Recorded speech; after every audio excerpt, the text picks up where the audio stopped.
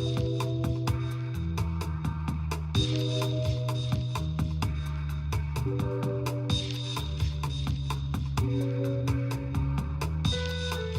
to City and State TV. I'm Michael Johnson, the executive editor, and I'm joined now by Michael Woloz, the managing director of Connelly, McLaughlin Woloz. Thank you very much for joining us. Thanks very much for having me. And you guys have your hands in a lot of stuff. You guys were big supporters of Bill de Blasio when you ran for election, and you guys have been heavily involved in city government ever since. You're telling me before we started the interview you're working a lot on biodiesel projects. Tell us a little bit about those.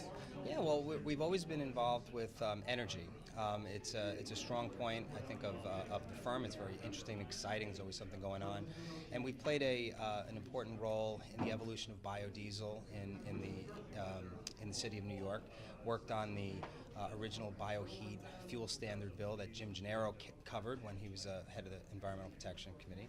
And now we have Costa Constantinidis, who's actually, taking some ownership, as well as the chair, Donovan Richards, of some very interesting ideas in the biofuel space. So we're very excited to be working on some recent legislation and initiatives there, and hope to see the current biofuel standard increased over time, and basically fulfill all the mayor's goals of a more sustainable city and reducing emissions, 80 by 50. I mean, that's all exciting to us, and we love working on it.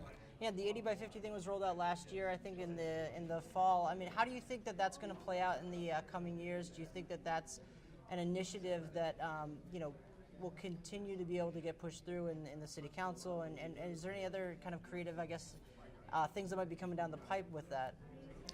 Yeah, I think that it's something that the administration has expressed a level of seriousness about. They just hired a very and really an outstanding head of the sustainability office, in Neil DeMesa. So they're making a lot of very serious moves that they're serious about achieving these goals.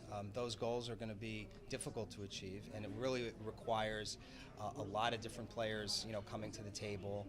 The administration would like to do these. Would like to achieve those goals without mandates. I'm not so sure the city council, believes that entirely.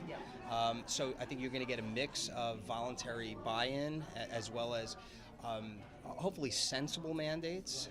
That the best kind of mandate is the mandate that the industry embraces and will stand arm in arm with environmental advocates and say, you know what, we need to do this, and the only way to do this is to have a fuel standard, which is pretty much the case with the biodiesel efforts that are going on right now. So I think it's fully achievable if everyone puts their heads together and and goes and gets it accomplished. Great. I should state that the 80 by 50 is reducing emissions by 80% by 2050, which I think is correct. Yes. Just want to make sure that for the viewers out there, if they're not up to speed on the lingo. Next year it's going to be kind of a pivotal year for the mayor. Obviously, like the first year is always a little rocky, though I think that he was able to achieve a lot of his top agenda items, whether or not it was exactly what he wanted to get, but with the UPK and things like that. How do you see this next year playing out, though, for the mayor? Do you think that he's going to continue to be successful on some of these things, or do you think he's going to hit some of the roadblocks possibly as the city council maybe gets more comfortable, or do you think they'll continue to work hand on hand? Well, I think this is the year of housing, and the mayor's put some very ambitious goals out there on building new affordable housing, and a lot of this is going to be finesse and how he's able to work with the real estate community, the development community, the various advocates and players involved, and he has a very delicate and important task and tricky task, which is to build, okay, but make sure that it's within scale, that it's not going to, offend too many people, in terms, in the communities, and get the housing that he needs, and you need the buy-in from the real estate community.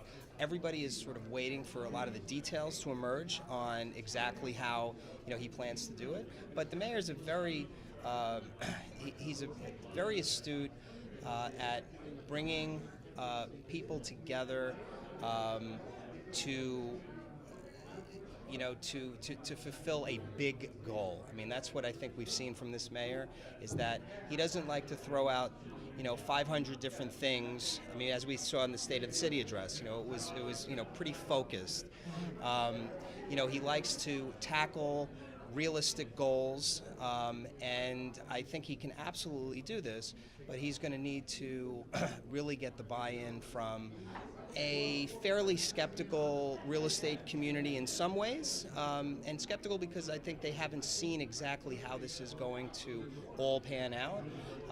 But I have every confidence that he's going to be able to present that plan and work and tweak it, because there's a lot at stake. I mean, he put a goal out there, and he's going to need to do everything he can to achieve it. So it's going to require some flexibility and some real finesse, which he's very good at. We'll be watching very closely. Michael Woloz, the Managing Director at Connelly, McLaughlin Woloz, thank you very much for joining us. Thanks for having me.